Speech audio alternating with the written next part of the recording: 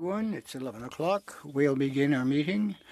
Welcome to everyone to this 35th meeting of the Committee on Indian Affairs and Northern Development. We are meeting today on the unceded territory of the Anishinaabe Algonquin Nation. Who have joined us for this study on Bill C-29. We have Karen Restoul, founder of Bold Realities, who is in person, Carla Buffalo, CEO of the Athabasca Tribal Council, and Chief Commissioner Clarence Manny Jules, First Nations Tax Commission. To ensure an orderly meeting, I'd like to outline a few rules to follow. Members or witnesses may speak in the official language of their choice. Interpretation services in English, French, and Inuktitut are available for today's meeting. Please be patient with the interpretation. There could be a delay, especially since the Inuktitut has to be translated into English first before it can be translated into French and vice versa. For those in the video conference, the interpretation button is found at the bottom of your screen, the little globe, and you can listen in either English or French or Inuktitut. If interpretation is lost, please inform me immediately and we will ensure it's restored before we resume. The raise hand feature at the bottom of the screen can also be used at any time if you wish to speak or alert the chair. Before speaking, please wait until I recognize you by name, and if you are on the video conference, please click on the microphone icon to unmute yourself. Pardonnez-moi, Monsieur le Président, Madame Gill a un rappel au règlement. Oui, Madame Gill. Merci, Monsieur. Thank you, Chair. I just want to know if the sound checks have been started. Yes, they've been completed. Everything. So for all witnesses, well, for the first panel at least, yes. Wait until I recognize you by name. If you are on the video conference, please click on the microphone icon to unmute yourself. I'm repeating myself, excuse me. When speaking, please speak slowly and clearly. When you are not speaking, your mic should be on mute. A reminder that all comments should be addressed through the chair. Each organization present this morning, each witness, will be invited to make a 5-minute opening statement, and then we'll follow that with questions from the members. So I'd now like to get it underway, and I would invite Ms. Restoul to begin with her statement. Ms. Restoul, you have 5 minutes. Thank is working. I'm good. Anine, bonjour, hello. My name is Karen Restoul. I am from Doki's First Nation with relations in Nipissing and Temagami First Nations. And I'm honored to have been invited here today to share insights on Bill C-29. In addition to recognizing each member of the committee here, I wish to recognize those who led the work of the Truth and Reconciliation Commission, the commissioners, the Secretariat, and everyone who experienced residential schools, including, most importantly, the survivors who had the courage to live through these experiences, as well as share with the TRC and Canadians their truths. I hold my hands up to each of you. Also, I wish to recognize every Canadian who, whether employed by the state or by the church, was involved in the implementation of the federal residential school policy and mandate. It was a dark moment for all. Today, we all find ourselves at this moment in time where we are learning about the truths and, most importantly, positioning ourselves to ensure focused, concrete, results-based action is taken to correct the legacy of this horrible policy with the goal of securing a better future for Indigenous peoples, a better future for Canada. Let us stay focused on this great responsibility. Entities, governments do not need oversight, but good governance requires it. Oversight refers to actions taken to review, monitor, and report on the activity of entities to ensure they are achieving results, ensuring good value for money. Good governance is also supported by the principles of legitimacy, accountability, and transparency, which serve to build and maintain trust between citizens and public institutions. In Canada, the legitimacy of institutions is embodied in law. Advancement on Call to Action 53 to enact legislation to establish the National Council for Reconciliation is welcomed. It is recommended that the bill reflect the purpose and intent set out in Call to Action 53, which sets out clearly that the Council be an independent national oversight body. Indian residential schools and other policies were implemented throughout the 19th and 20th centuries with defined purpose, great rigor, and ample funding. The same or greater degree of focus, robustness, and resources must be used to correct the course. It is recommended that the words efforts for be struck from Section 6. The purpose of the Council should be to advance reconciliation with Indigenous peoples, full stop. And in carrying out that purpose, it is recommended that the functions listed in Section 7 be revised to ensure that the Council is also tasked with reporting on how reconciliation is being advanced in a tangible, measurable way with real results. In May of this year, we learned through a report requested by this very committee that monies being spent by the two Indigenous Affairs departments on advancing reconciliation have not resulted in commensurate improvement in their ability to achieve the goals that they had set for themselves, and that their ability to achieve targets specified has declined. It seemed that the departments would benefit from this council and the oversight. It is recommended that Section 10 includes nominations of representatives from each of the following: the National Indigenous Economic Development Board, the First Nations Financial Management Board, the Indigenous Bar Association, and the National Association of Friendship Centres. Monitoring and reporting on tangible advancement should be supported by leadership who are experienced in leading for results. There are many established Indigenous leaders who have, in the course of their careers in business, finance, both on and off reserve, delivered real results. And finally, it's recommended that Section 17.3 of the bill respect Call to Action 56, which calls for the Prime Minister of Canada to formally respond to the report of the National Council for Reconciliation, where other entities established through federal legislation would, in normal course, be required to be accountable for their decisions and actions to Parliament through a responsible minister. The very unique and unprecedented nature of this legislation necessitates a response from the Prime Minister of Canada. Thank you. Thank you very much, Ms. Restoul. We'll now go to Ms. Buffalo. Ms. Buffalo, you have 5 minutes. Tanse, Eglanate. Good morning, everybody. Thank you for the opportunity to speak with you today.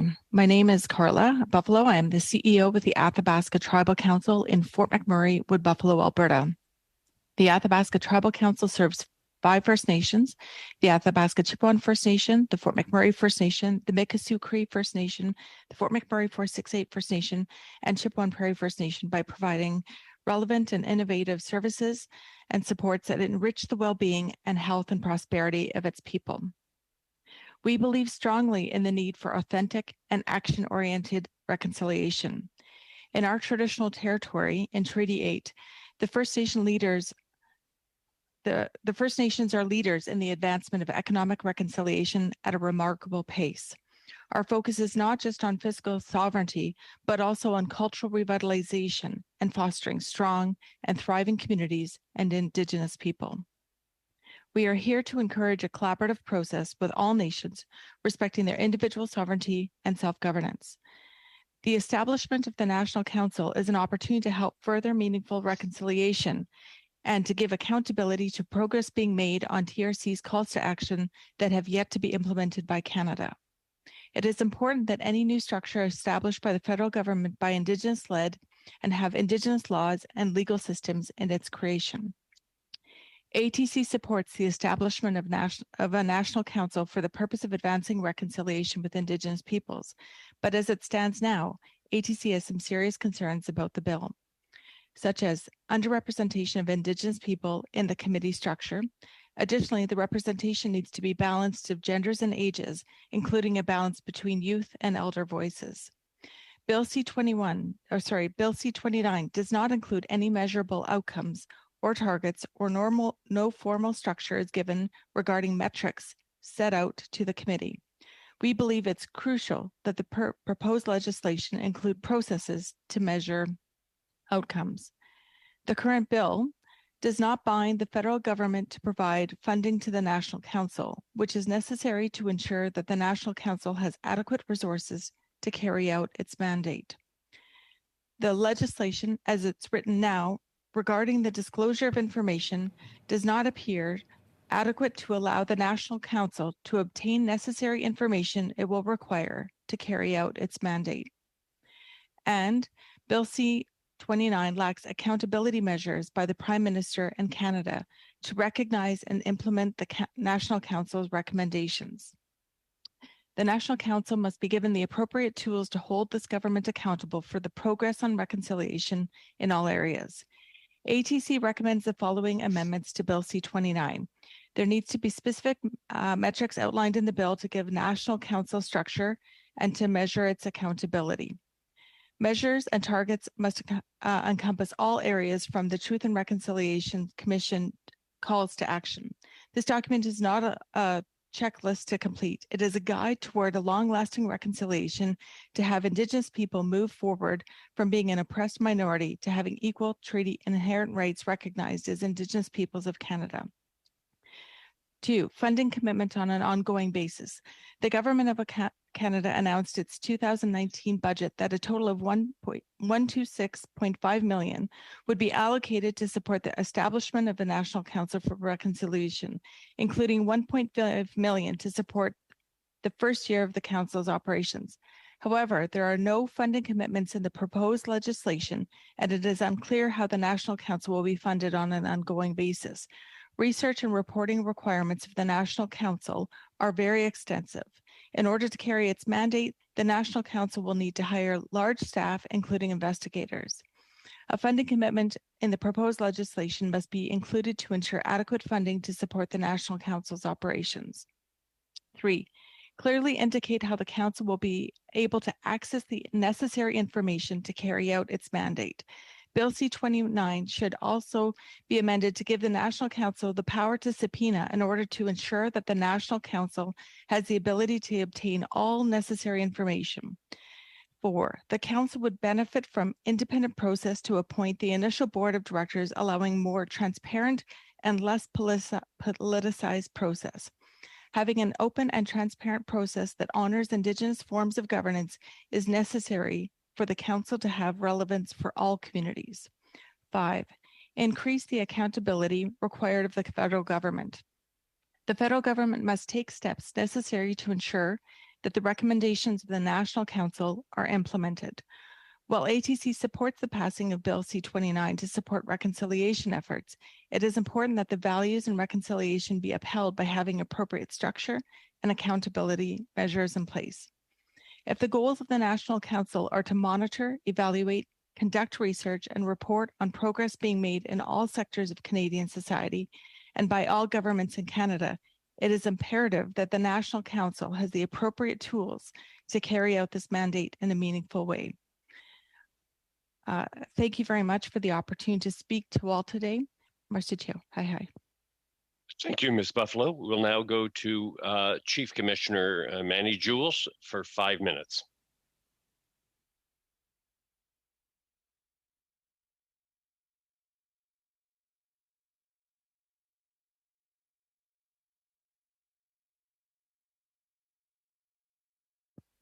Chief, if you're speaking, we can't hear you. Yeah, are you on mute? Yes.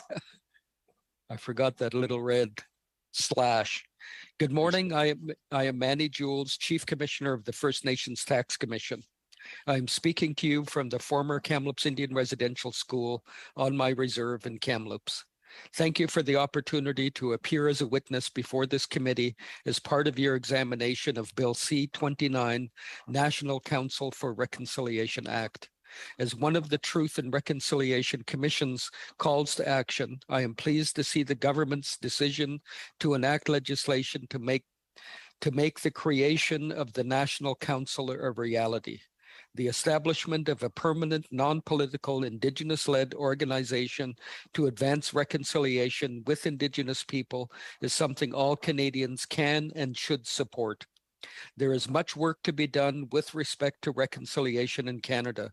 I know that in my own community, we are still trying to come to grips with the discovery of graves of children that attended the Kamloops Residential School that was almost 18 months ago. And the feeling of shock, pain, anger, and sadness have not subsided. I attended the Kamloops Indian Residential School as a day scholar. My father attended the school until grade 9. My mother attended the school until grade 3. For the last 3 years, the First Nations Tax Commission undertook a research study about Canada's colonial policies from 1867 until 1927, leading to the prohibition of our power to collect taxes, TAKSIS. We recently made a 15-minute film about this research. I will provide this to this committee. I believe it will help you understand who is truly to blame. I believe it will help you understand how residential schools were part of the government-led strategy to take away our children and destroy our government's culture and jurisdiction and fiscal powers. And I believe it will help you understand why there can be no real reconciliation without economic reconciliation. When I say economic reconciliation, I am talking about two fundamental components. One, First Nation governments have jurisdictions and unassailable revenue authorities that help fund the exercise of those jurisdictions. Two, First Nations need to implement their jurisdiction and fiscal powers in a way that attracts investment from their members and others to participate in the economy on equal terms with everyone else. I have devoted most of my life to achieving economic reconciliation. Over the years, I have appeared many times before parliamentary committees to make proposals for economic reconciliation with First Nations. With the support of Parliament, we have changed legislation to accommodate our property, local, sales tax jurisdictions in Canada. We have created a First Nations national institution model that enables interested First Nations to implement their jurisdictions.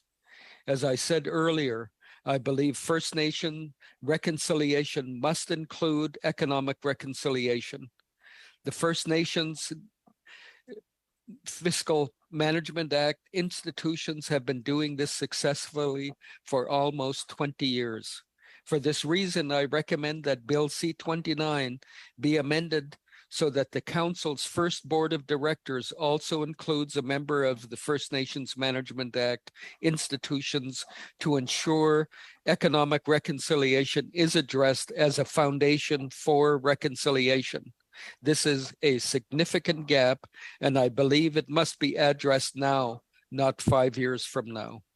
I look forward to working with this committee in the future on many more First Nation-led innovations that will provide Canada with what it needs right now, hope and inspiration for a brighter future for all. Thank you very much. Thank you, Chief Commissioner. We'll now go to the first round of questions and beginning with Mr. Vidal. Mr. Vidal, you have 6 minutes. Thank you, Mr. Chair. And I want to thank all of our witnesses today. Your testimony has been absolutely tremendous, and I really appreciate you taking the time and investing in this important piece of legislation. My first question, I'm going to start with Ms. Rastoul, but I want the other witnesses to please listen to my question because I'm going to follow up with each of you on the same question, so just beware. Ms. Rastoul, in June of 2021, you wrote an article entitled Empowering Indigenous Entrepreneurs Offers a New Way Forward. In that article, you talked about a few things. You talked about the size and expected growth of the Indigenous economy. You talked about Indigenous entrepreneurship and how your own family's personal history of resilience and perseverance allowed you to push through and work around the Indian Act to prioritize your own economy. I want to be clear, this was framed in the context of the very fresh and recent discovery at the site of the Kamloops Indian Residential School. And a couple quotes that you offered in that article I want to set this up with is, and while Indigenous peoples continue to work to heal, we continue to trust that the path forward is one that moves us towards prosperity through full economic participation and self-determination. In the discussion or concept of economic reconciliation, if it is integral to the success as we move forward to true self-determination and away from the Indian Act, a couple of you have already referred to this, but I want you to speak again about the importance of having representation on the National Council from organizations or individuals that would focus on the interest of economic reconciliation. So if you could each take about a minute and a half and speak to that, that's going to pretty much kill my 6 minutes. So. All right. I'm keen to hear from the others, so I'll stick to my 90 seconds here. Thank you for recognizing that piece. I wrote it from the heart. It was my first piece for the Hub Canada, encouraging everyone to check it out. At the core of who we are as a people, and I speak on behalf of myself and those who have come before me in Dokis and Nipissing areas, we are by nature hustlers, entrepreneurial people. This idea that Disney has created, that we are all just frolicking on the pine trails of the forest, is bizarre to me. I come from, as the kids say, a super hardcore family where we set goals for ourselves and we deliver on them. Whether that's in the context of business, in law, in governance, we're always striving towards higher standards and higher goals and a vision, setting out to accomplish that. If I can note, in the TRC calls to action, there's some qualifiers there as to what we should be measuring in terms of pursuing real results. And I think that hits to the core of not just Indigenous people, but Canadians. If we don't have adequate funding and support for education, child welfare programs, health investments, these are at the core of how we are going to be able to succeed to achieve what I've just referenced here in terms of robust challenges and objectives for ourselves. So I think it might be worth the committee and the drafters' while to strengthen the language in the bill to focus on one that achieves real results, to ensure that we're constantly moving towards larger and bigger goals and repositioning ourselves here for the betterment of Indigenous nations, peoples, but more importantly for Canada. Thank you. And if I could just move right on to Ms. Buffalo as well, if you want to maybe respond to that same question.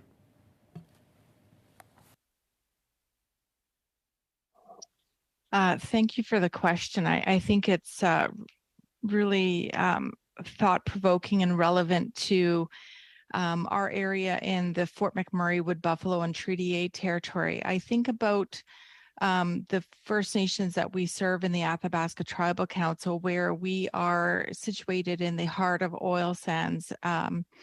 Our First Nation communities have worked hard on building partnerships, establishing long-term agreements for the purposes of highly engaging in economic reconciliation. But the actual act of economic reconciliation really allows First Nations to generate funds that puts them in the position of creating their own Indigenous law, practice, legislation, policies to govern their communities. And that is really at the heart of economic reconciliation.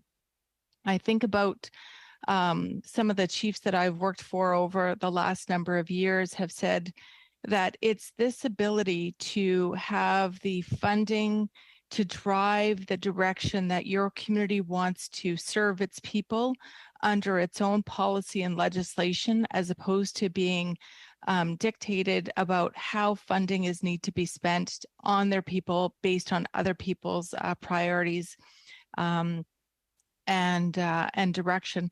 And that shift is what I'm really seeing in our territory today. We have Fort McKay First Nation, who's just currently working on changing its land code.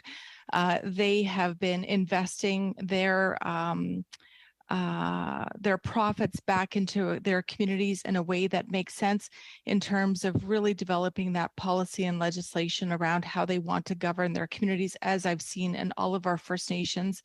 But economic reconciliation cannot be done alone without cultural revitalization. And that's also been the priority that our First Nations have really been focusing on, because as funds are being generated, their partnerships are being established with industry and government. They also are focusing on the economic reconciliation, because it is those two pieces that need to come together under the direction and guidance of our leadership that really makes Thank you, Ms. Buffalo. That's the time, and now it's to Ms. Atwin for 6 minutes.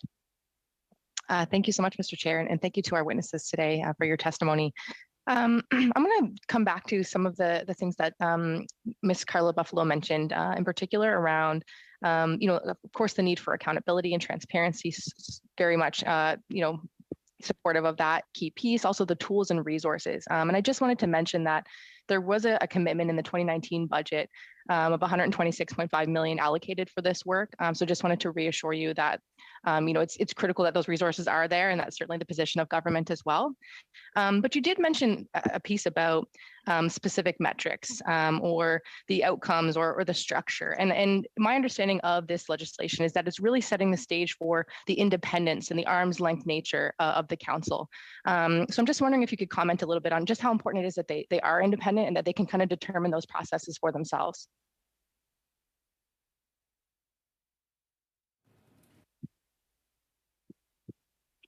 Sorry, was that question meant for me? Okay, I just wanted to make sure. So I really do think that part of what's critical is measurement of outcomes, and measurement of outcomes that is important to establishing the quality of life of Indigenous peoples, not just on metrics that's been established by the Government of Canada or other institutions. I think that really some of those metrics we've heard over time, where talk about the measurements of the number of children in care compared to non-Indigenous people, comparative funding for education, both on and off reserve, educational and income attainments of Indigenous people compared to non-Indigenous people, progress on closing gaps between Indigenous and non-Indigenous communities and health indicators, such as infant mortality, suicide, mental health, and addictions and life expectancy, and progress on reducing the overrepresentation of people in justice and correctional systems. But I also think about what it really means to Indigenous people that are in our communities in terms of what reconciliation means. I think it's about having a high quality of life where they feel confident and happy and proud of being Indigenous, that our youth and our community members know their culture, practice their culture, and that they're able to speak their Indigenous languages that had been taken away from them. And so all of those metrics really transfer into what it means to be a proud and confident Indigenous person, and what are the supports and pieces that are in play that ensure that those changes are happening over the generations to reconcile the impacts of residential school and colonization. Thank you. And I'll go to Ms. Restool. You brought up some very important amendments, and I think it's been great testimony today that's very helpful for our work on committee. I'm just wondering in general, as a woman, how critical is it to center women's voices in this process of reconciliation and help in the guidance and leadership? I'm just wondering if you could comment. Again, writ large, I'm speaking on behalf of myself, my experience, and where I come from. But writ large, what we're seeing across the country is the shift in responsibility being reestablished with Indigenous women, and we are really leading the way on that front. And it's not so much as a power dynamic, but more so a responsibility in honoring the roles that we play at home in raising those next generations And federal policy has impacted and impeded on our ability to do that over the course of time. But these are practices that were exercised in the day-to-day, in our daily lives, in our family units, in our communities. And so when we talk about achieving real results, this is something that has come naturally to Indigenous women across the country, if I can generalize. And certainly I see Indigenous women and girls honoring that responsibility in the now and in the time to come. Thank you very much. And finally, Mr. Jules, just a comment on economic reconciliation specifically. There's a lot of references being made often to oil and gas extraction in particular, but I'm just wondering if you could comment on the idea that economic reconciliation should really be built on sovereignty and choice. So I'm just wondering if you could kind of expand on that a little bit. Thank you. You come from a province where the premier arbitrarily canceled a tax sharing agreement. And what I'm proposing is a First Nations resource charge so that these dollars cannot be arbitrarily taken away. And that has to be a legislative basis to be able to do that. And what I propose is that First Nations be able to benefit from all of the resources taken within our traditional and treaty territories. Thank you very much. That's all for me, Mr. Chair. Thank you very much. We'll now go to Madame Gill for 6 minutes. Monsieur le Président, merci. Thank you very much, Chair, and thanks to the witnesses. I have a question, a short one, for Ms. Restoul concerning women's issues. You mentioned earlier in your testimony and in your answers that there are economic organizations that should be part of the council. Do you believe that Native Women of Canada should also be represented on the board? Well, I understood everything in English, but in French, but I will answer in English. It's definitely difficult to start kind of nailing down a list of, because it forever grows. And it's not to say that if someone isn't representative at the council that they aren't going to be contributing to moving forward on a solution. Absolutely, an oversight on my part. The national organization led by Indigenous women should be absolutely included. Je m'excuse, Monsieur le Président, l'interprétation ne fonctionnait pas en français. Peut-être à cause qu'on a parlé un peu en français avec Madame Restoul. Voilà, mais j'ai quand même compris. Merci, mais pour la suite, je vous informerai, Monsieur le Président. Donc, je ne sais pas si ça va être compté dans mon temps, mon intervention. J'aurais aussi une question pour... même chose. C'est la même chose pour Madame Hitler, je me permets. Donc, peut-être qu'il faudrait recommencer la réponse. So perhaps I have another question for Ms. Itlout. So, Ms. Restoul, if you could repeat your answer to the last question. Sorry, I didn't get the French translation. I'm sorry, it wasn't being translated into English. Oh, I'm sorry. All right, so let's start over here. Let's ask the question. S'il vous plaît, Madame Gill, recommencez. Je recommence le chronomètre. Ms. Gill, we'll start the clock. Go ahead. Okay, I'll try to go as quickly as possible. What do you think of the inclusion of Native Women of Canada included into the board? In French, certainly wasn't my intent. I recognize. I agree. I recognize the role that the national organization has played with respect to Indigenous women taking leadership and addressing issues that impact them. And I put to you that. That the list that I provided is not exhaustive, that all organizations, Indigenous peoples, including women, are working to be part of the solution moving forward, and absolutely NWAC should be involved in a more formal capacity, and I would recommend that they be invited to nominate a representative on the council. Thank you for Thank you for that. Merci, Madame Restoul. Et j'aurais une question pour l'ensemble des témoins, peut-être en commençant avec, avec Monsieur. Oups, j'entends l'interprète en anglais dans mon oreillette. Okay, the interpreter now found the English channel.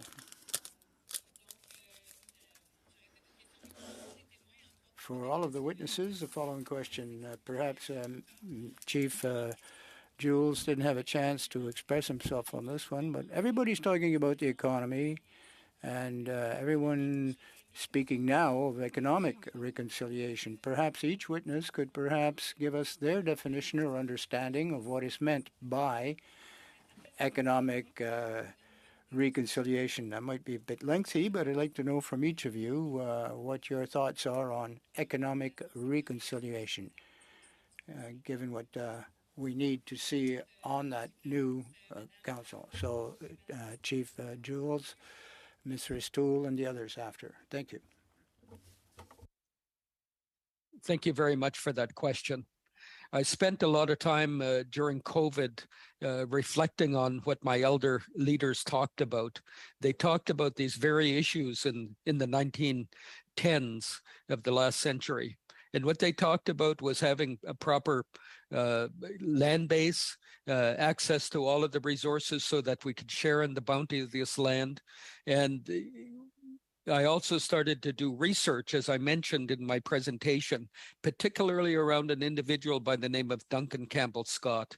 He's the individual who amended the Indian Act to take away our power and abilities to be able to have tax jurisdiction. And that fundamentally affected us to the extent that we're still dependent on the federal government for transfers for programs. Up until that point, we were independent. We had tax jurisdictions within our traditional territories here in British Columbia. And that fundamentally changed us from an independent nation to a dependent nation. Thank you very much for that question. Merci.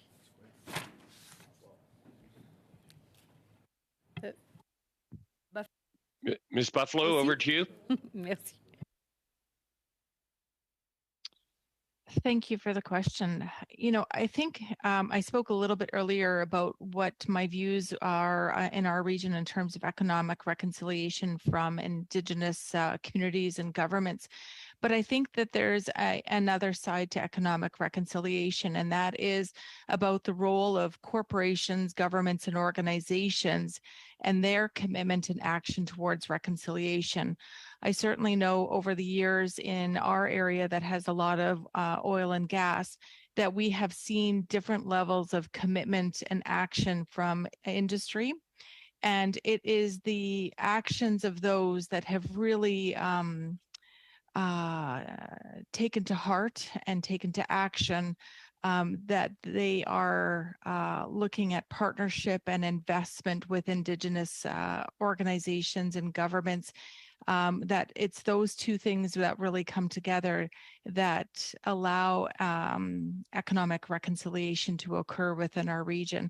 And so it's not only about Indigenous governments being able to have the funds to be able to direct their legislation, policy, and governance in communities, but it is about those companies having that direct top-down commitment to making real partnerships that are meaningful and that are long-standing when they are operating on the traditional territories of our Indigenous people. I don't know if my mic is on, but at the cut of it is that with a strong economy comes a strong social fabric, and that's the story where I come from. We've invested in, fur trade, almost put Hudson's Bay out of business, timber, most recently our own hydro dam project. Leadership time and time again has focused on clear, tangible results in terms of our local economy. And as a result, we've enjoyed that strong social fabric. Not to say we haven't dealt with legacy issues from the terrible federal policy. Absolutely, we have. But by nature of the entrepreneurship, the focus on the economy, we've exercised a resiliency that has allowed us to overcome challenges, move through challenges in order to achieve our goals, our objectives, and most importantly, outcomes and results. Thank you. Merci, Madame Gill. Nous irons maintenant à Madame. Thank you, Madam Gill. We're going to go to Madam Idlout. Sivauta amaru koyan nami ilun na si unika rakta sakta sigut tamasitiak tusang naktame okadla saklosik tukisinatiak tuniglo okadla sagasi tamasi kiokoneagasi tana. Oh, thank you, Mr. Chairman.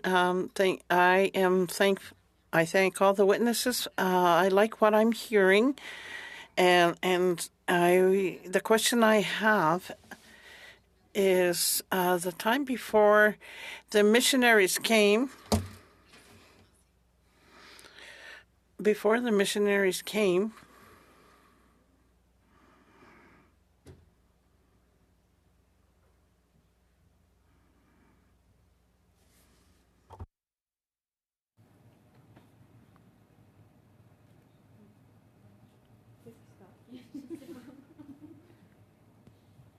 So this is the chair. I'm not hearing.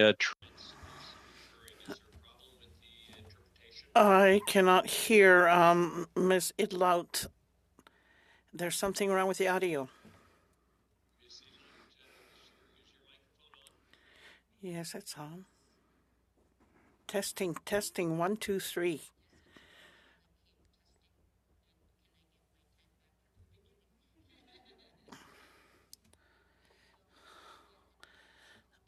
Can I repeat my question in Inuktitut? Thank you. First of all, I want to welcome the witnesses and thank you for your testimonies. I like what I'm hearing, but I am going to ask you to answer my questions individually. The question pertains to the time before those of us who lived on the land before missionaries came. We had existing laws, and since the missionaries and foreigners came, our laws have been changed and disregarded in the past. Now, those of us, for us indigenous people, we would like to see those laws that we had revived, and to because we can move towards reconciliation by reviving the laws that we had, and is this considered an important aspect of reconciliation? And is there going to be a research or a study done more on the laws that existed before missionaries and foreigners came? First, if that's okay, Mr. Chair. Please go ahead. Having studied law at the University of Ottawa between 2009 and 2012, that was at a time where Indigenous legal scholars John Burroughs and Val Napoleon out of the University of Victoria Faculty of Law initiated, in partnership with the Truth and Reconciliation Commission, a project on the revitalization of Indigenous laws. Now, it's been about 10, 11 years since they first took on that initiative, and I understand that they've continued on with their mission to revitalize laws which, as you say, rest at the foundation of our governance systems, of our ways of life prior to contact. And absolutely, myself and many others with a legal background who are Indigenous find the necessity of this work to support, if not be at the core of the reconciliation process in this country. And if there would be a way for the bill to support that in a specific way, I think we'd be doing ourselves a lot of service as a country to continue to invest and take that work on in a serious way.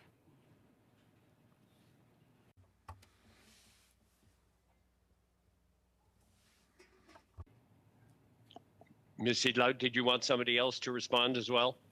Tamang mekyo yung nakpat. Yes, I would like to hear from the other witnesses as well. We have I beg your pardon, Ms. Buffalo, if you have any comment. Yeah, I think that's a really great question about Indigenous lawmaking. I had asked our elders before, did we have systems of lawmaking? And they said absolutely. But I think it's work that needs to be done to really help our Indigenous communities learn how to do Indigenous lawmaking from the stories that have guided our communities for many generations. And I give and offer the example of child and family services legislation. At ATC, we run under provincial jurisdiction for child family services and the delivery of those services currently. But we are starting the process of Indigenous lawmaking.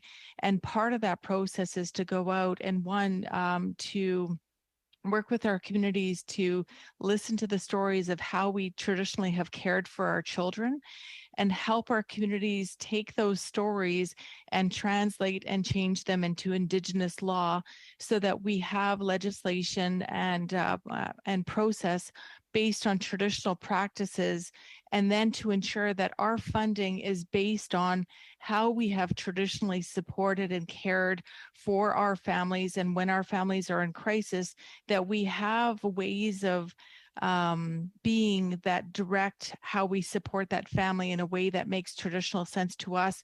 But part of that process that we need to support is helping families and communities and leaders to understand how those stories translate into Indigenous law, and then are funded appropriately to ensure that that is practiced and supported in our communities. Thank you. Chief Commissioner Jules, you have about 40 seconds if you wish to comment. Yeah, well, of course, we traditionally had laws, and that's one of the areas that I'm working on right now is the implementation of our law over taxes, TAKSIS. We look after each other. We help each other. We are not stingy with each other. We are not jealous of each other. That's a fundamental premise of our lawmaking authority, and that's what I want to be able to modernize today. Thank you very much, Ms. Edelhout. Colleagues, we have time for a compressed second round. It would be 3 minutes for the Conservatives, Liberals as well, and 1.5 minutes for the other two parties. I believe, is it still Mr. Vidal for 3 minutes? Mr. Schmale. It'll be Mr. Schmale, sir. Mr. Schmale, go ahead for 3 minutes. Thank you, Chair, and thank you to our witnesses. I guess the first question, I'll go to you, Ms. Restool. The great comments and appreciate the testimony. Let's talk about the Oversight Committee. Do you feel it's very independent right now, that it's the way it's set up and the way the bill is currently written and how it gets appointed to the first group that sets the stage for future groups?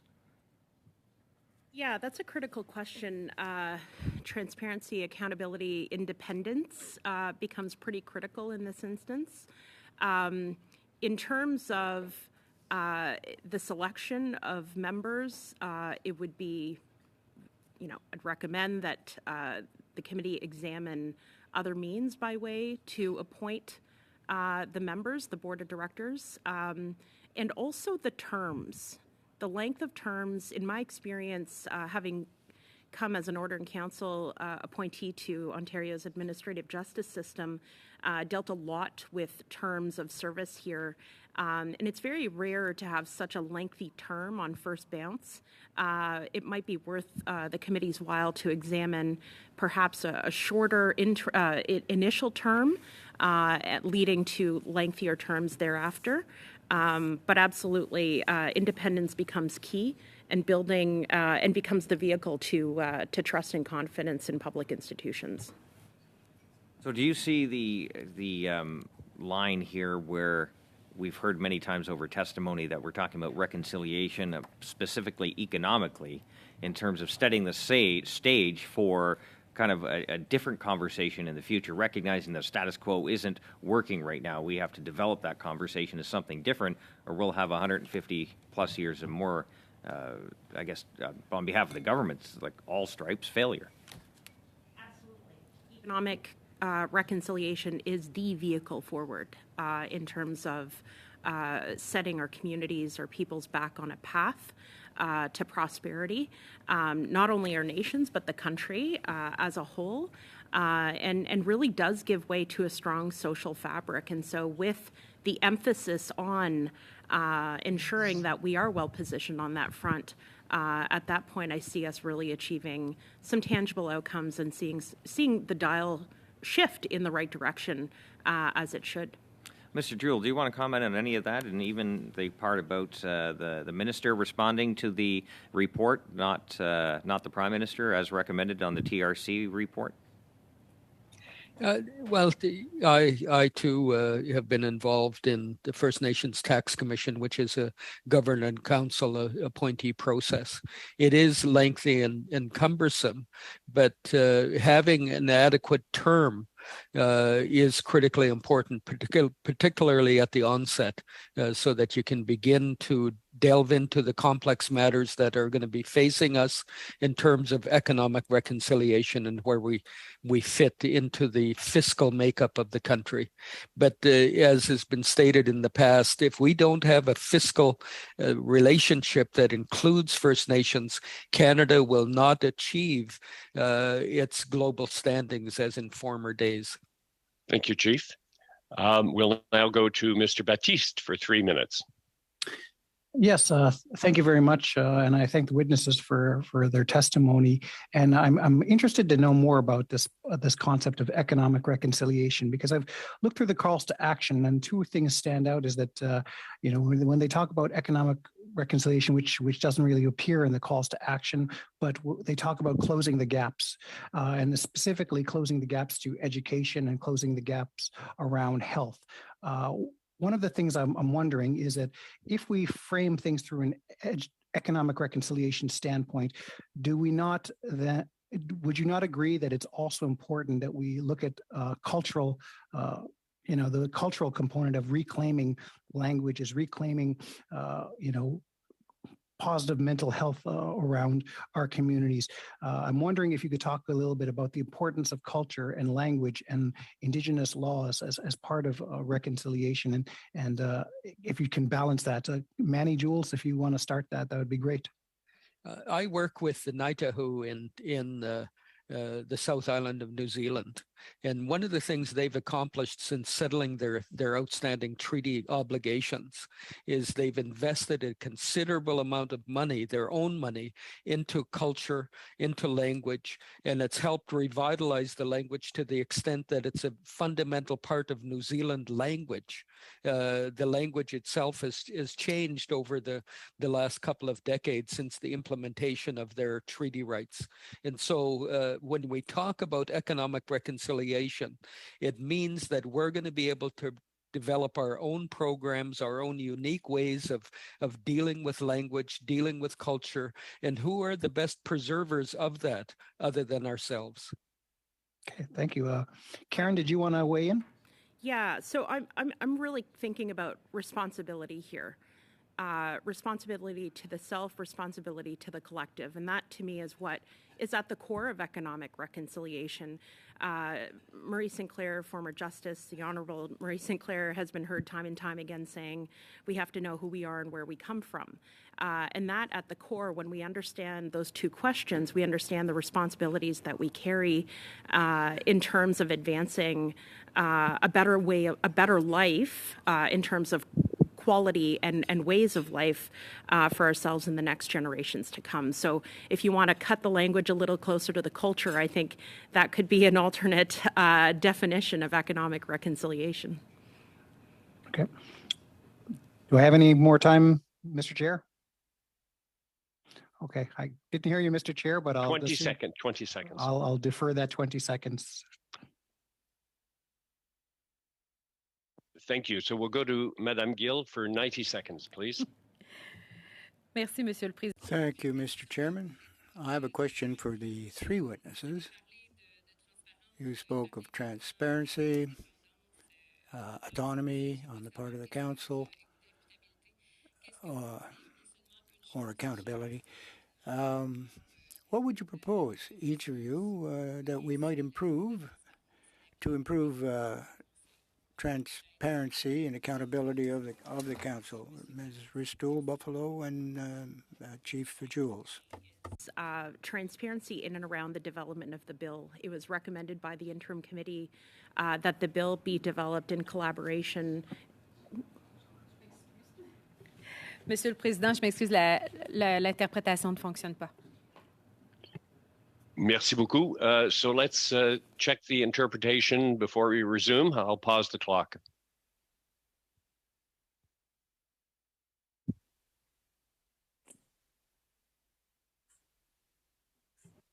Maintenant, merci. Très bien, merci. Let's proceed, Ms. Restoul. Please provide your answer. Yes, take two. So I was just saying how transparency and accountability come in terms of the development of the bill was to occur hand in hand with the interim committee. And I know there have been questions in and around whether that has been upheld. And I think so by way of process, if we're not getting that right, are we really setting ourselves up well for what's to come? So just a note, a point there to consider whether the interim committee's recommendations and work and participation has been put to the forefront of the process. Very quickly, Ms. Buffalo. Thank you for the question. I think in terms of transparency and accountability, it really comes down to access to information when trying to assess outcomes. And I really think it's paramount that the National Committee on Reconciliation has the authority to be able to request and require both provincial and federal governments, as well as institutions, to provide the information as an organization moving forward. If that can come in some legislative matter that really empowers them to gain this information as the committee becomes established in operation, I think that's really critical. Thank you, Ms. Buffalo. We'll now go to Ms. Idlaut for 90 seconds.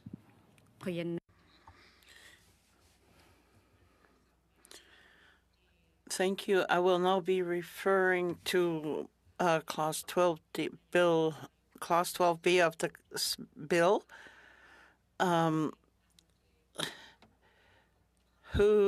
What will the National Council be comprised of? Will it include women, youths, elders?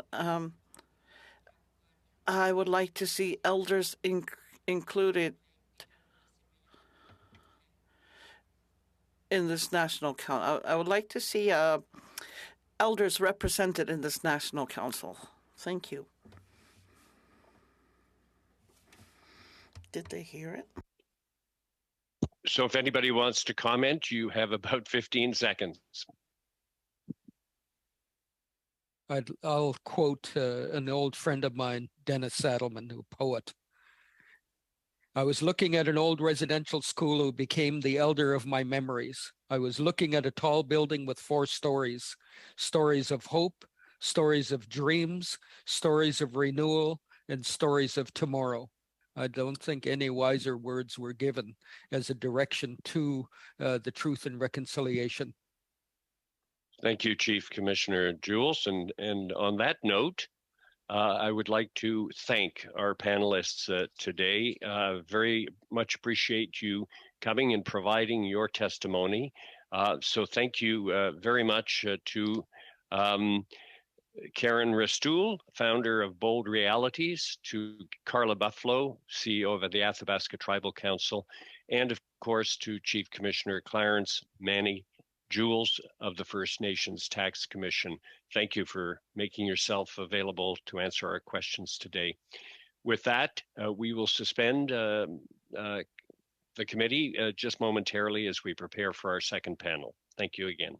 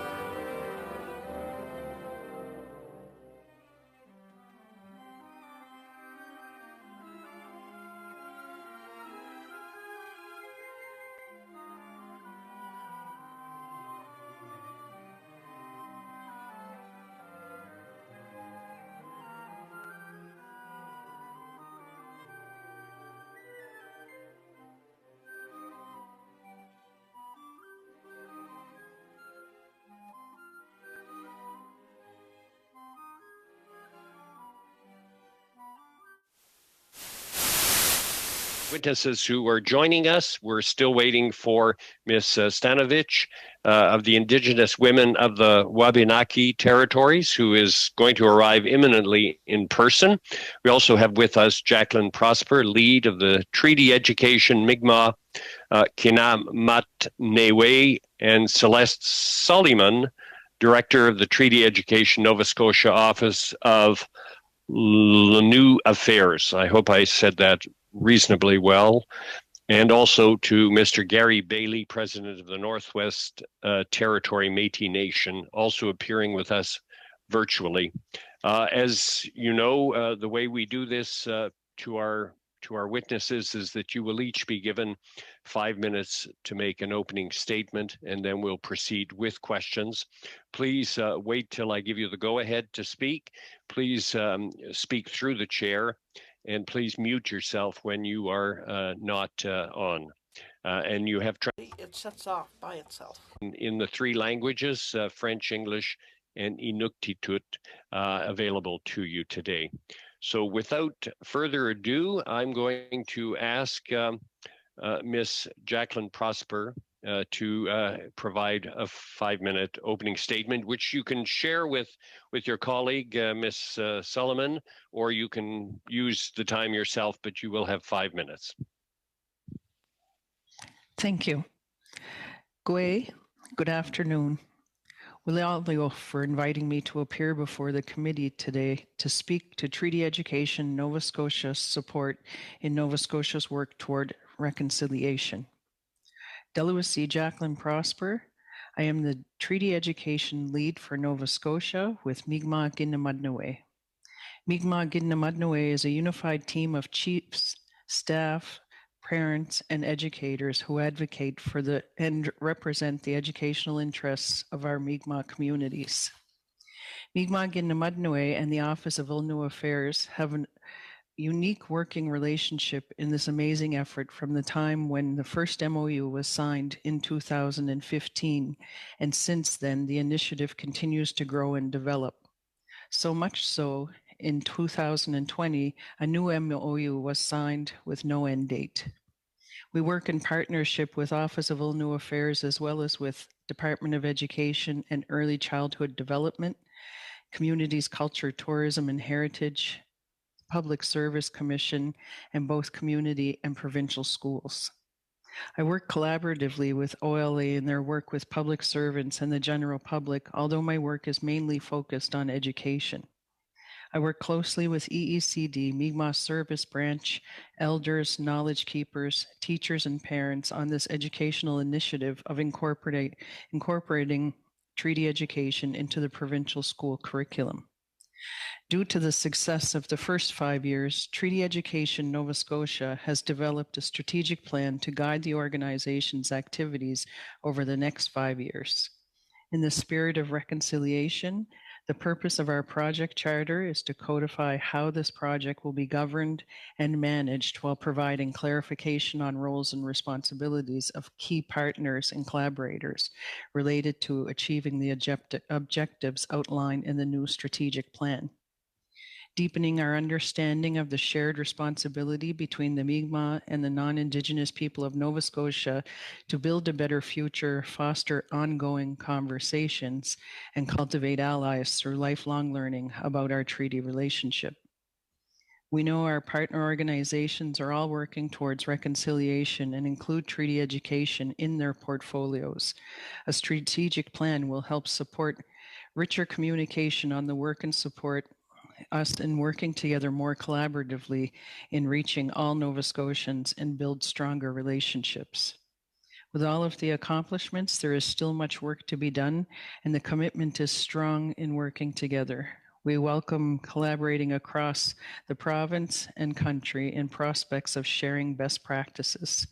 Celeste and I are dedicated in continuing the necessary work to continue to answer the calls to action of reconciliation. Again, Walalio for allowing me to appear before you today. Thank you very much, Ms. Prosper. We'll now go to Mr. Gary Bailey. Mr. Bailey, you will have 5 minutes. Good morning. Thank you for allowing the time for me to appear before the Standing Committee. My name is Gary Bailey, President of Northwest Territory Métis Nation. The Métis Nation is comprised of Indigenous Métis members from Fort Smith Métis Council, Hay River Métis Government Council, and Fort Resolution Métis Government. We estimate our membership throughout Canada to be over 3,000 members. The Northwest Territory Métis Nation is in the final stages of negotiating a land claim and self-government agreement with the Government of Canada and the Government of the Northwest Territories. The Northwest Territory Métis Nation has a government-to-government relationship with the Government of Canada and the Northwest Territories. As part of the commitments of the NWT Devolution Agreement, the NWT Métis Nation is a member of the NWT Intergovernmental Council with GNWT and other Indigenous governments that addresses all aspects government relations in the NWT. The Northwest Territory Métis Nation is a member of the Arctic and Northern Policy Framework with Canada and the GNWT. The Northwest Territory Métis Nation is not and cannot be represented by the 5 national Aboriginal organizations, as the mandate of those Aboriginal organizations preclude the representation of the Northwest Territory Métis Nation. The Northwest Territory Métis Nation has a right to be involved at a national level. Reconciliation. The Truth and Reconciliation Report defined reconciliation as follows. Reconciliation requires constructive action on addressing the ongoing legacies of colonialism that have had destructive impacts on Aboriginal peoples' education, cultures and languages, health, child welfare, the administration of justice and economic opportunities and prosperity. Reconciliation must create a more equitable and inclusive society by closing the gaps in social, health, and economic outcomes that exist between Aboriginal and non-Aboriginal Canadians. UN Declaration provided a promise to protect and enhance our rights related to as part of the fulfillment of reconciliation, right to self-determination and self-government, right to equality and non-discrimination, right to promote and enhance our culture and language, rights to our lands, territories, and resources, right to provide our free, prior, and informed consent for any development on our lands, right to receive adequate health care and education, right to develop Indigenous institutions and legal systems. Transformation, action, and measures are required to successfully implement the UN Declaration. For reconciliation to be implemented will require some of the following actions: appropriate shared decision-making, co-management arrangements between Indigenous nations and government, devolution of federal programs and services to Indigenous nations, adequate funding to implement true self-government, expedited resolution of outstanding land and resource matters, example, timely conclusion of land claim negotiations, and honorable implementation of treaties and land claim agreements.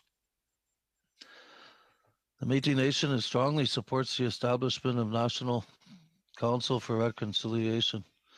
It is important that the National Council for Reconciliation be permanent, independent, Indigenous-led, and well-resourced.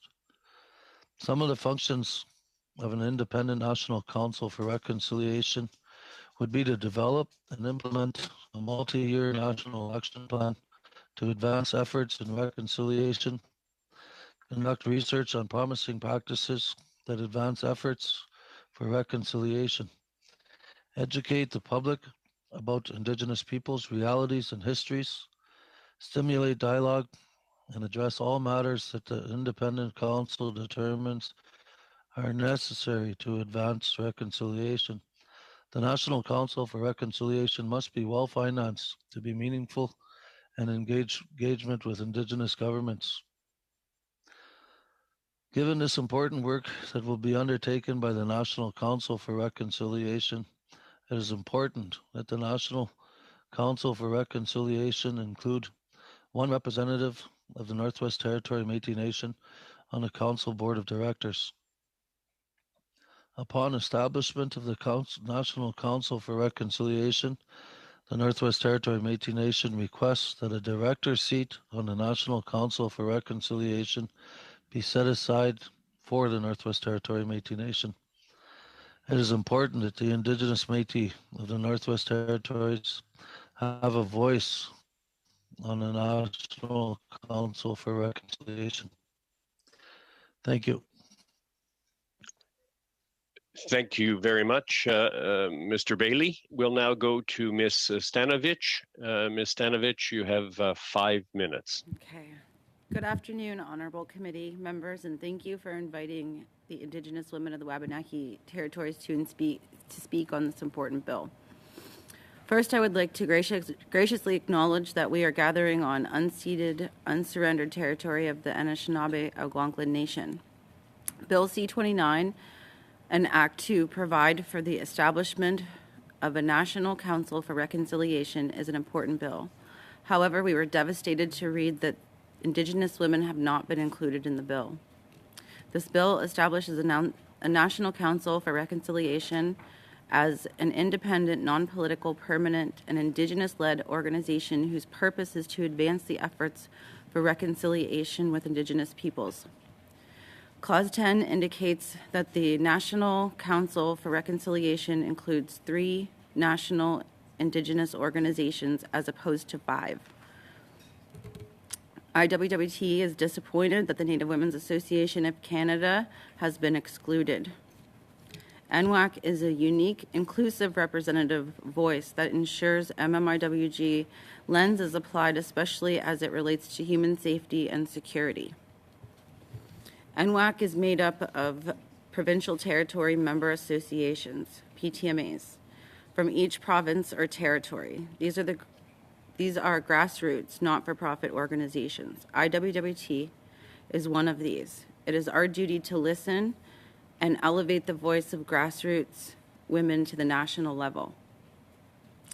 Through NWAC, we do just that. By not including NWAC, you are excluding the voice of the women.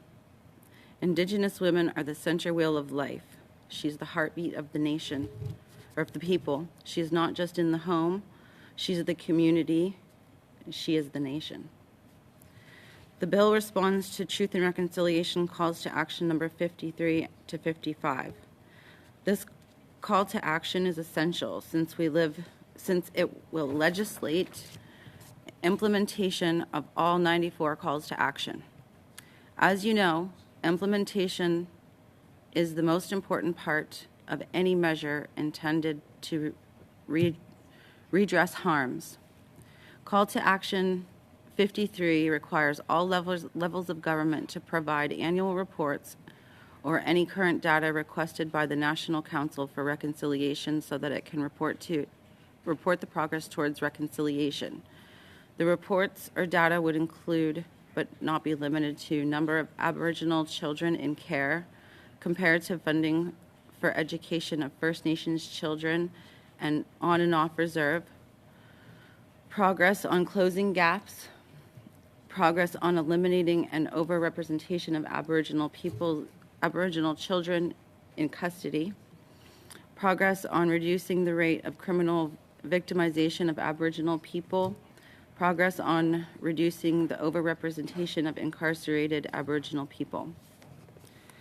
The key areas for reporting under calls to action 53 to 55 are in areas which residential school abuses and colonialism are reflected in intergenerational trauma. On December 21st, 2021, Bill C-15, an act respecting the United Nations Declaration of Rights of Indigenous People, received royal assent. As a reminder, Article 7.2 of the Declaration states that Indigenous people have a collective right to live in freedom, peace, and security as distinct peoples and shall not be subjected to any act of genocide or other act of violence, including forcibly removing children of the group to another group. Though Canada recognizes 5 national Indigenous organizations, including the Native Women's Association of Canada, only 3 NIOs will be mandated from the Board of Directors for the National Council for Reconciliation.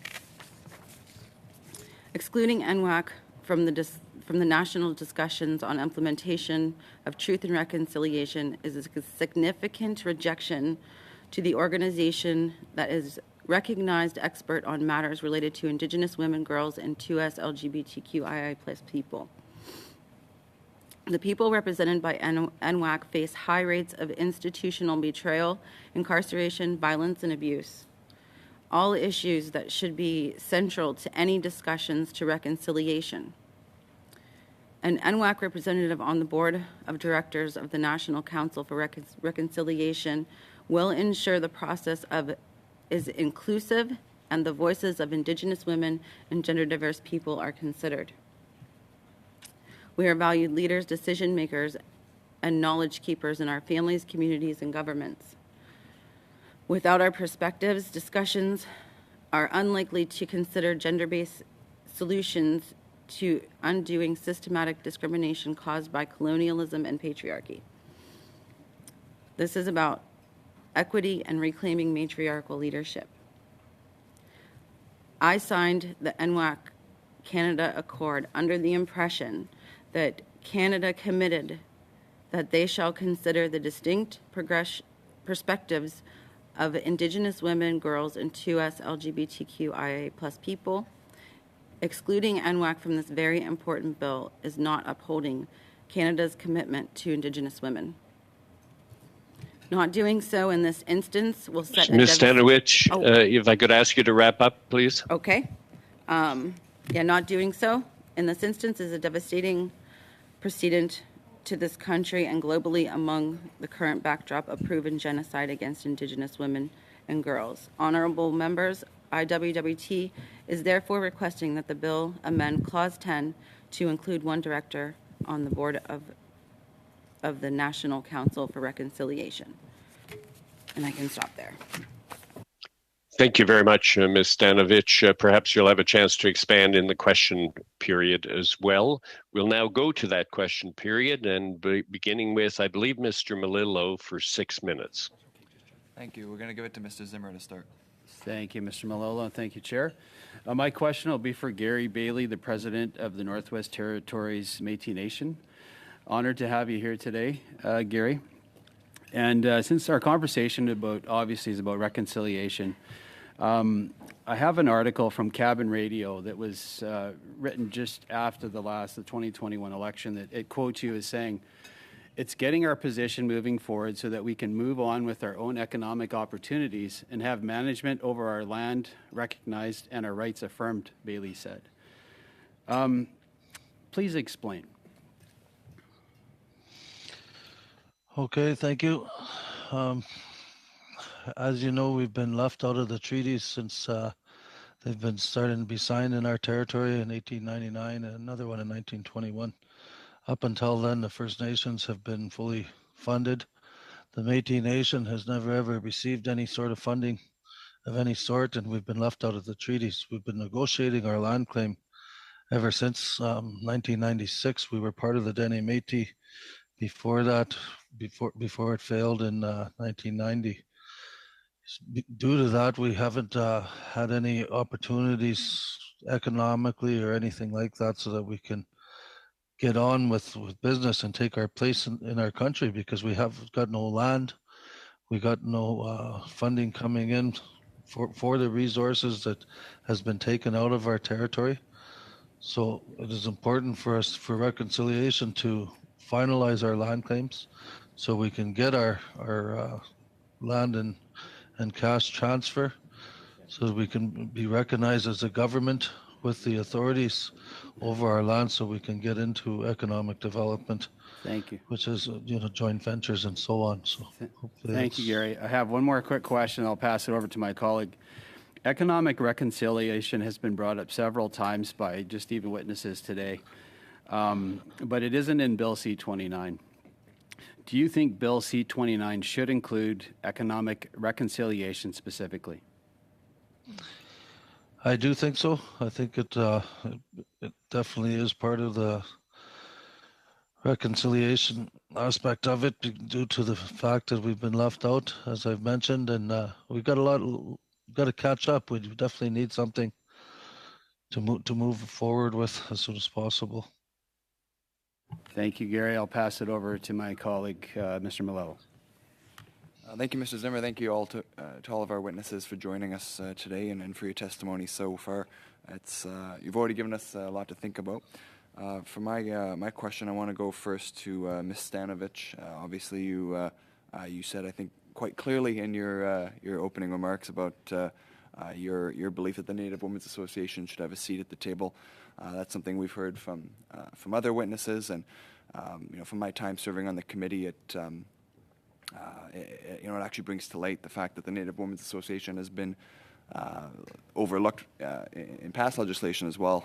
Thinking of the government's UNDRIP legislation in the last Parliament as well, where the Native Women's Association also was not consulted. I'm just wondering if you could expand from your point of view more on why you view that importance of having a dedicated seat on the council for a woman's advocate, and speaking to that the matriarchal importance of First Nation culture that I think you were getting into before you ran out of time. So prior to colonialization, we were the matriarchs in our society, the women. The women led the society. The men would go hunting, they'd bring the food home to the women, and they would divvy it up. We're the nurturers and the caretakers of our families.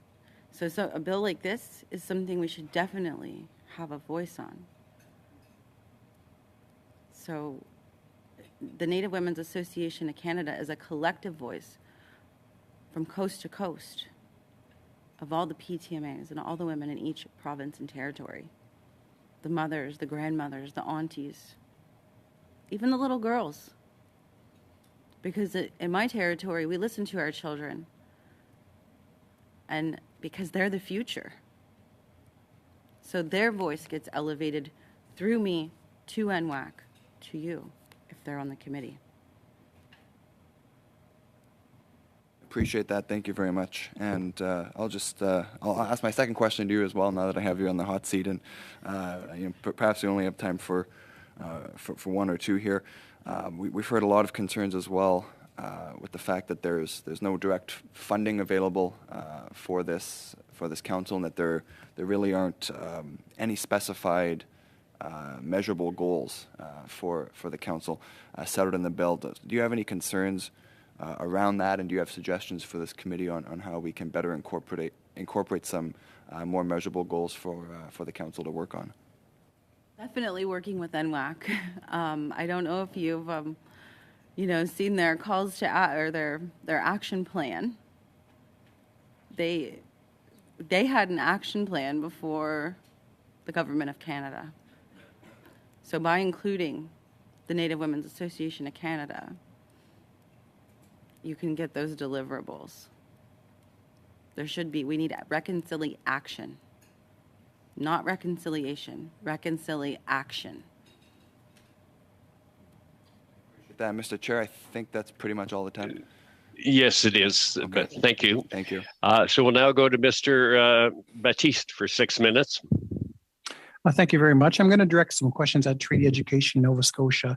Now, one of the functions of Bill C-29 is to conduct research on promising practices that advance efforts for reconciliation in all sectors of the Canadian society by all governments in Canada and at the international level. And I know there's a lot of calls to action that speak to education, calls to action number 10, calls to action number 62 and 63. I'm wondering if Treaty Education could give us a little bit of glimpse as to why there is an important element of education in reconciliation.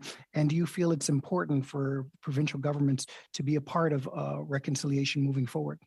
And I know Ms. Solomon didn't get a chance to speak, so maybe we start with her and we can go to Jacqueline after that. Yes.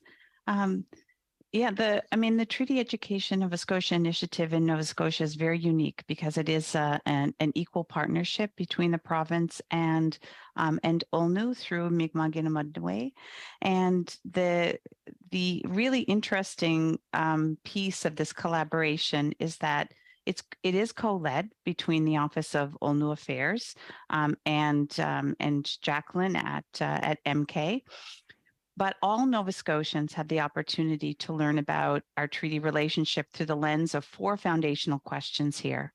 And that's who are the Mi'kmaq historically and today? What are the treaties and why are they important? What has happened to the treaty relationship? And what are we doing to reconcile our shared history and ensure justice and equity? And we direct our education to 3 audiences. Jacqueline spoke about, her focus through MK and the public school systems as public education. And that's one of the 3 Ps that we focus on. The other 2 Ps are public service employees and the general public or the public at large. So essentially, while we approach treaty education we focus reconciliation through treaty education, we focus on all Nova Scotians, not just what's happening in the schools, and it's not just what's happening in OLNU schools, but it's what's happening in public schools as well. And really through all the collaborative work that we are doing, we are trying to educate, to essentially respond to calls to action that call for the education of public service employees, for example. At Office of OLNU Affairs, we've engaged thousands of public service employees in person and online delivery of workshops and presentations. We've created learning materials. We've hosted events throughout the province, and we have a really strong social media presence as well. I mean, the Treaty Education Nova Scotia Facebook page now has over 10,000 followers, which for a small initiative in a small province is a lot of people kind of following our work, engaging with us regularly and asking us questions. So the collaborative work that we do together is really important, and we feel that it's the responsibility of municipalities, of education systems, of provincial governments, of federal governments, of all organizations of all walks and stripes to work together to advance reconciliation. We welcome people to participate in our work and the initiatives that we're doing. Thank you, Celeste. I just want to ask a question that maybe can guide Jacqueline's discussion. Calls to action 57 calls for Indigenous professional development for public servants. Do you think this is an important thing that should be reflected within Bill C-29 in some maybe in the preamble, or do you think this is an important thing to mention in this legislation? I believe so. I think the more people that work on the initiative, the more work that gets done. Being a small group of people that support the direct initiative here, being able to have somewhere to go for support in those things, absolutely. The more people with their hands on, the easier the work gets. It's a big project. As I mentioned before, we're learning that we have no shortage of work.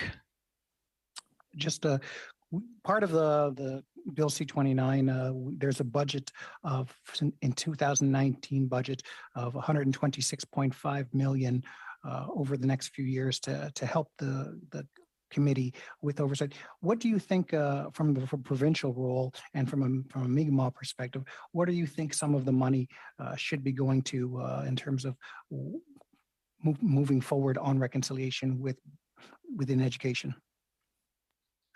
I would say definitely in producing resources to support teachers and administrators in teaching about reconciliation and including the stories that have not been PDing teachers. We know that teachers are anxious and excited to do the work. They're nervous to get it wrong. So the more support that we can give them in providing all of those resources, the better. Celeste, did you want to chime? Oh, okay. I'm sorry, we've reached our time. So we'll go to Madame Gill maintenant. Madame Gill, vous avez 6 minutes. Merci, Monsieur le Président. J'aimerais... Thank you very much, Chair. I'd like to thank each of the witnesses for their presentations. I have a few questions for Ms. Sanovich as to representation of women on this council. We've heard quite a bit before this committee, but we haven't heard too much from women of a NWAC, for example. So I've taken note as well. The chairman also composed 50% of our population, as Ms. Sanovich has said. Many First Nations are matriarchal in nature. So we should perhaps have some recognition of that fact and have more female representation. I'd like to know that if an organization representing women would consider, I don't know quite how you say it, but a GBA plus analysis in the decisions taken by this council. Thank you.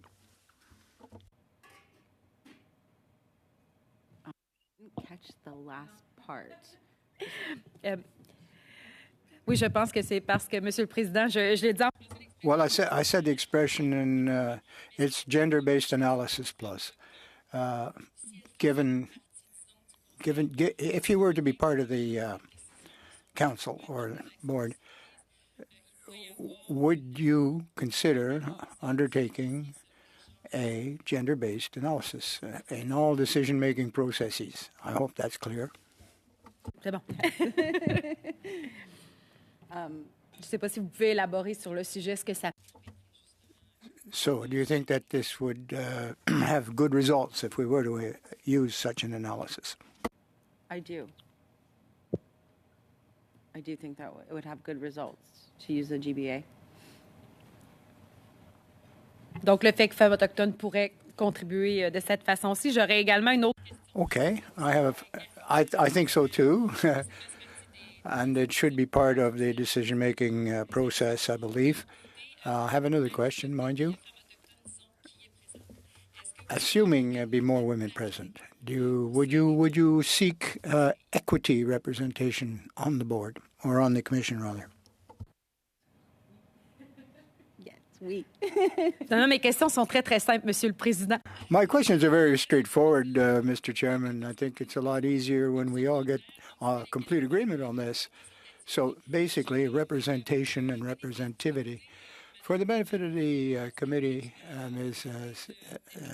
Senovich, talk about reconciliation and the various definitions of that. Perhaps she could offer us her version of the definition and perhaps some examples. I don't think that it's not spelled out in the Act, but perhaps we could find means of implementing action, reconciliation action. Thank you. Reconciliation is taking action on the wrongs of the past. So, in my opinion, when it comes to like things like child and family, you don't take children from families. You keep them in the family at all costs. More dollars need to go towards prevention because we carry intergenerational wounds. It's in our DNA. So there needs to be more focus on healing and getting back to our roots. That's taking action, giving back what was stolen, giving back our language, giving back our culture and our way of life. Hunting, gathering, living off the land. The way of society today is not what's in our hearts and our DNA.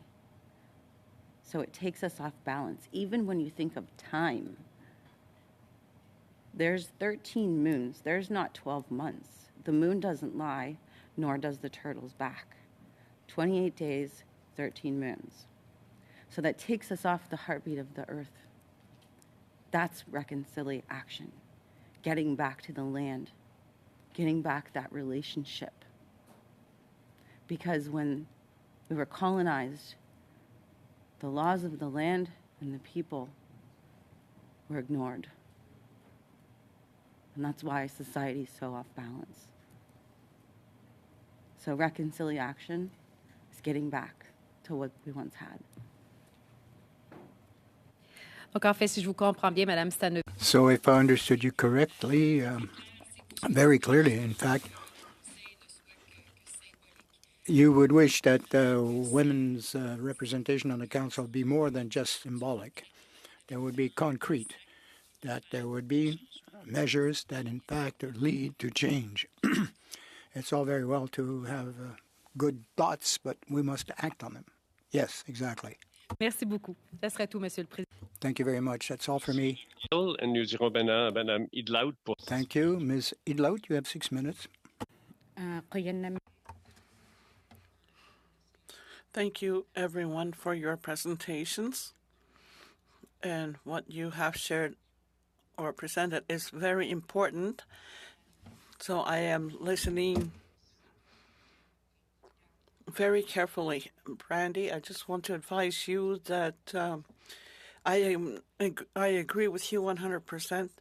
And since we have our own women's organization, I will be in full support of your endeavor there.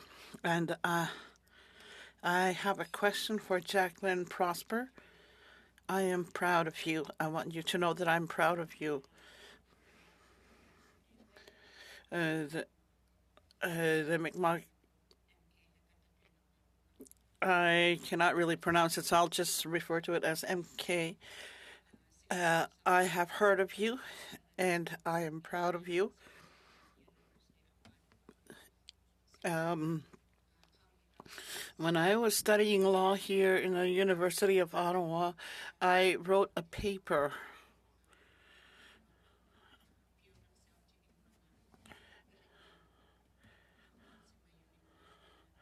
and how education is better implemented when it comes from the roots of the land, from the roots of our people. Because it is said that those who use their roots as a base for education produce more educated pupils. I would like to ask how you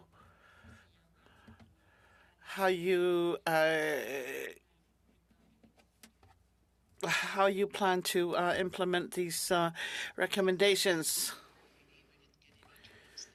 But I can see Celeste nodding. Did it go to you?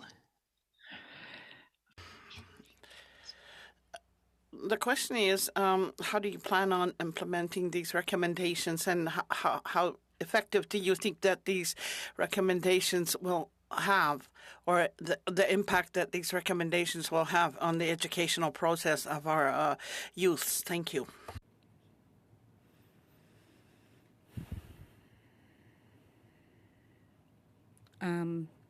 I'll ask the question.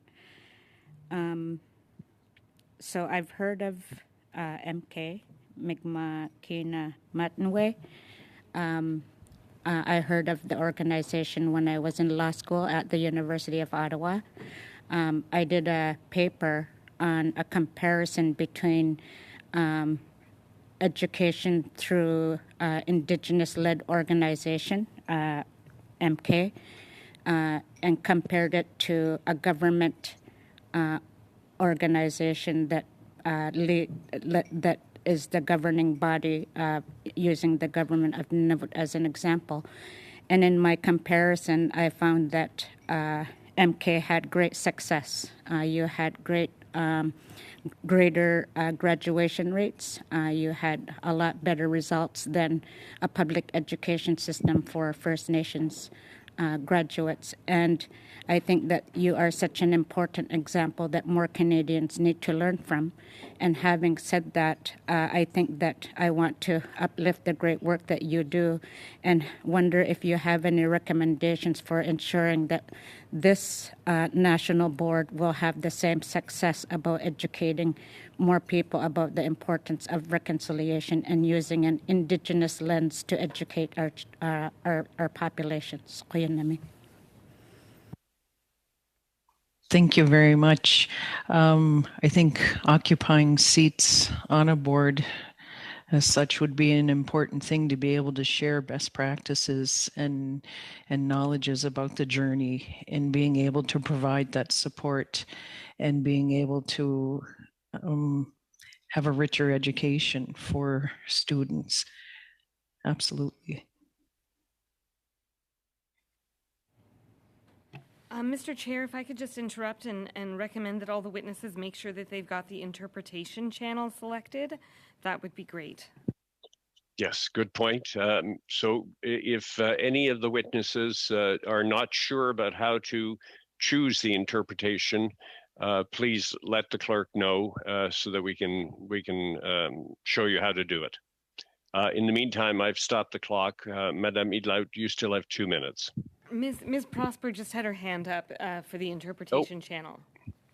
Okay, so we'll stop and wait till somebody shows her how to do the interpretation. So in actual fact, if you look at the bottom of your screen, you'll see a small globe, and it says interpretation. Hit that, and then whatever language you want to hear it in, if it's English, hit the English button, and then the translation will be provided to you. Is that okay? I see your head nodding. So with that. Thank you very much. Okay, with that, we'll go for 2 minutes.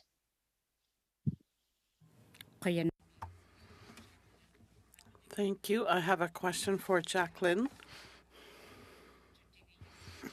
When in the studies that you took, can you tell us how you proceed after you do your studies? Thank you.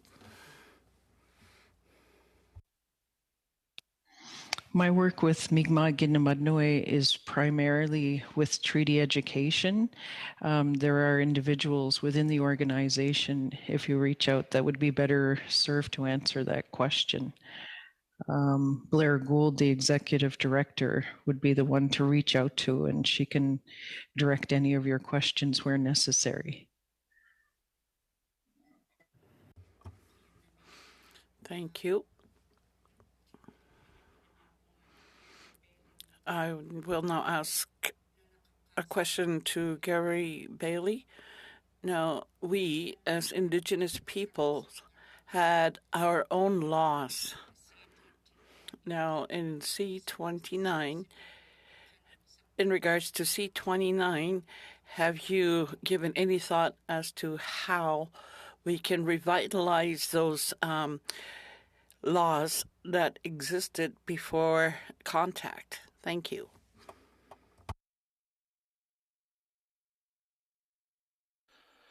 Thank you. We have given thought to it. I mean, the right to self-determination, self-government is the venue that we're using for that. But you know, the biggest thing is getting out to our people and talking with our people and getting a grasp of all the past on how things used to be. Is that's the track that we have to go down in order to get back to those old ways.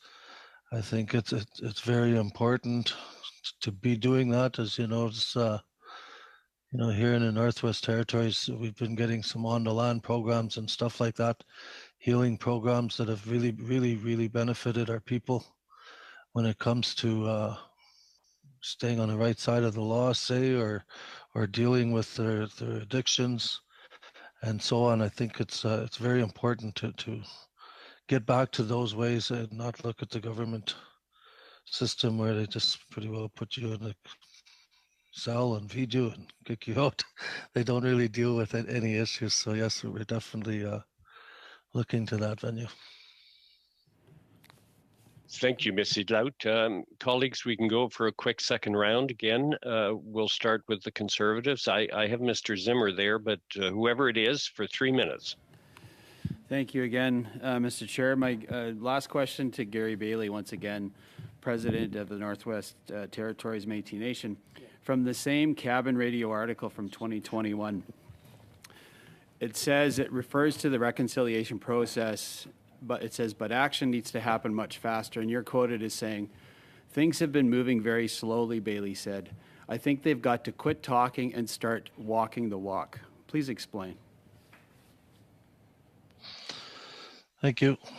Well, I've been involved in negotiations myself personally. I'm 49 years old now. I've been doing this since 1997. I've been at the table negotiating the land claim. It hasn't made any movement. Government does have a lot of good talk. Like right now, when you're looking even at reconciliation, you know, reconciliation is a big part of settling land claims as well, recognizing the past that's happened to the Aboriginal people. There has been no movement at all on our negotiations. They've slowed down the processes by having sessions every 2 months and so on. They haven't dealt with the major issues. We have 4 issues. We do a lot of drafting, sometimes repetitive, and it's, you know, dotting the I's, crossing the T's, but anything that has meaningful, that could be meaningful and have movement on our process, I've never ever been given any kind of direction, say. The negotiators have no real authority to move a process forward. They're just pretty well people that come and hear you out, and then they go back and talk to others. There's no decision making there at all. So sorry to cut you off, Gary. I just have to pass along. My colleague Eric Milillo has another question. So thank you. Thank you. Great teamwork here, Mr. Zimmer. And I'm actually just going to ask another question to you, Mr. Bailey, and I hope to get everyone's comments on this, but I just don't think we have the time. I asked the same question to Ms. Stanovich in my last round, just around, and keeping in the theme, I think, of what Mr. Zimmer just asked around, you know, making sure that we're taking action. And do you have any more specific suggestions in terms of measurable outcomes that could be included in this bill that you might not have had the chance to share yet? Thank you. No, like I said, they really need to follow up with the self-determination, treating everybody equal. You know, I think that's a very important thing in order to settle the land claims. They have to give us the rights to our lands in order for us to make any kind of movement forward on economics and so on. I mean, in order to do that, you know, they settle those land claims, we'll have our free and prior informed consent. We'd be able to move forward with our initiatives of getting forward. Healthcare and education, all that is all stemmed into your land claims, and it's to be treating us equitable and actually giving those negotiators a real mandate that gives them the authority to negotiate rather than just come and as a take it or leave it method. Thank you, Mr. Melillo. We'll have to go to Mr. McLeod now for 3 minutes.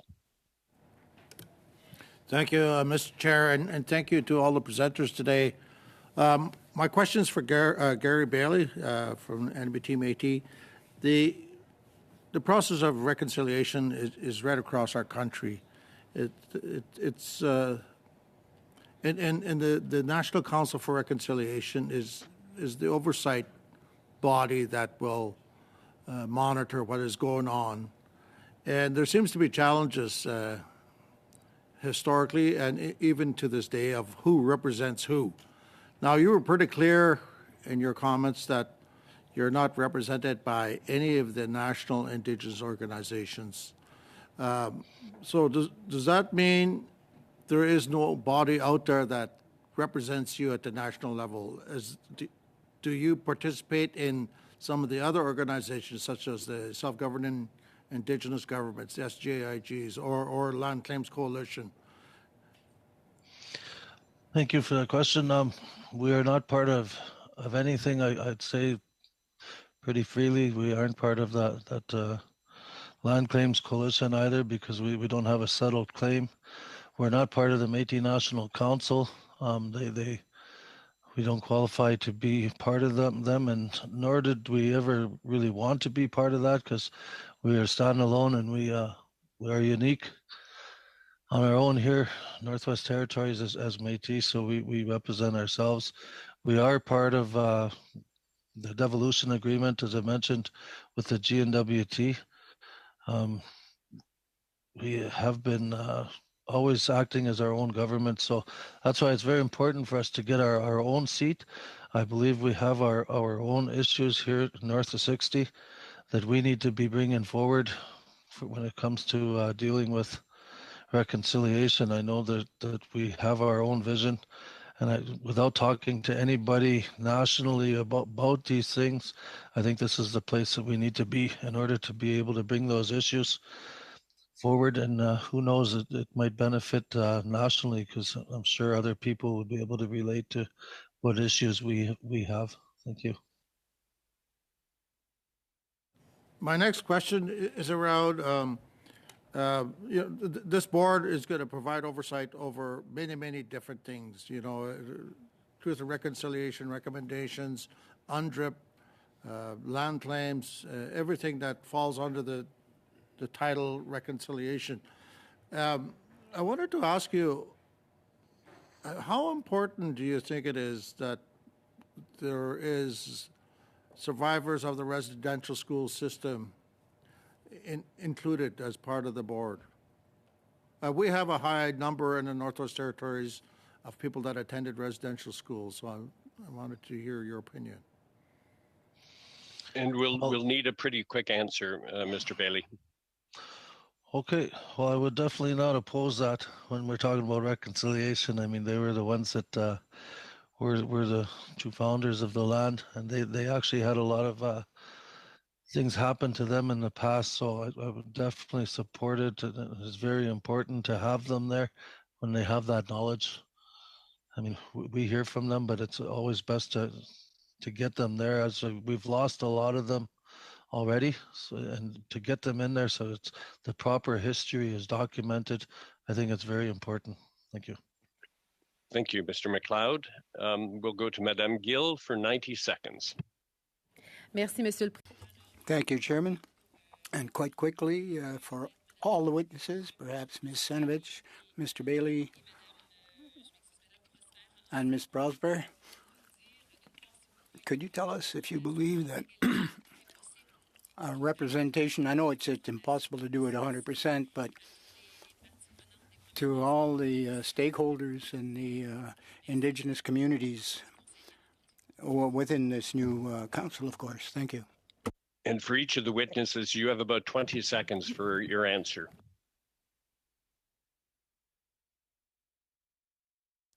I didn't quite understand the question. Est-ce que Monsieur le Président, est-ce que c'est en Mr. Chairman, was that a flaw in the interpretation, or? Well, it could be. We don't know. But would you repeat your question as quickly as you could? I'd like to know if for most of the witnesses here, representation from all the Indigenous organizations, is it possible to have a full representation on this new council?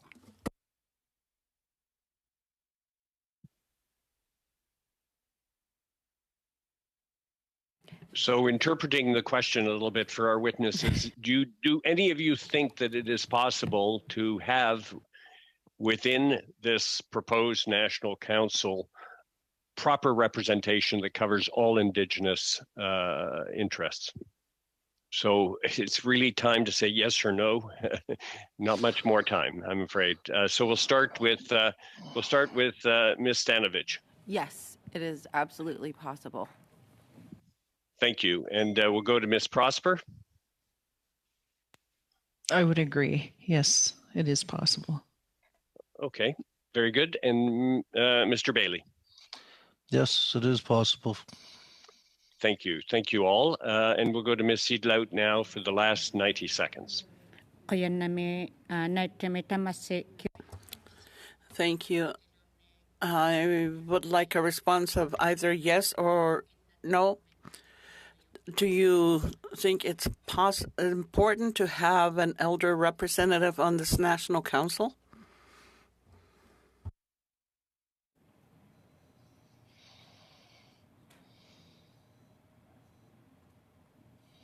So we'll start with Ms. Stanovich. Yes.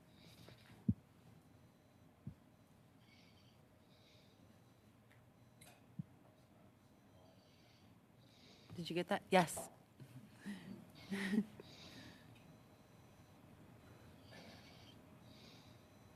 So if I understood the question is, do you think that there should be an elder on this council? Yes. Thank you. And we'll go to Ms. Prosper. Yes, I think it's important to include elders and knowledge keepers included. Thank you. And Mr. Bailey? Yes, I think elders is the key word. It's not just a elder. We have to have elders even from the Northwest Territories. Thank you. Thank you. You have about 20 seconds, Madame Seedlout. Is that?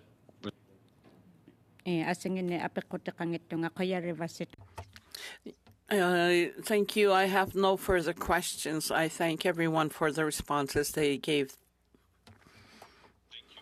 Ms. Seedlout. With that, this brings our panel to a close. I'd like to thank Ms. Stanovich, Ms. Prosper, Ms. Solomon, and Mr. Bailey for giving up their time today to answer our questions and for making your opening statements on this very important piece of proposed legislation.